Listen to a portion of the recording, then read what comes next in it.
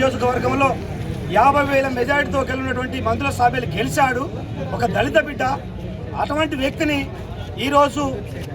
ఒక ముఖ్యమంత్రి గారు షెడ్యూల్ కులాల కమిటీ మెంబర్గా అవకాశం ఇస్తే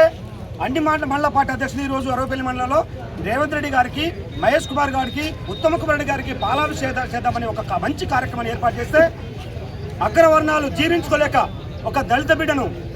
ఈ యువకులను, కాంగ్రెస్ పార్టీ యువకులను అందరూ కూడా ఈరోజు అరవపల్లి మండలంలో దాడి చేయడం జరిగింది. దాన్ని తీవ్రంగా ఎంఆర్పీఎస్ పక్షాన తీవ్రంగా హెచ్చరిస్తున్నాం.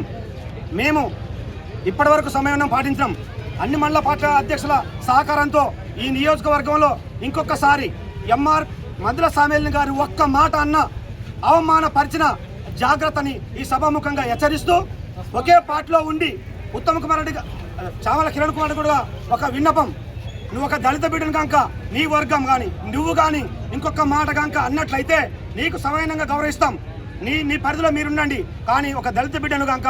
అవమానపరిస్తే తగిన బుద్ధి చెప్తామని హెచ్చరిస్తూ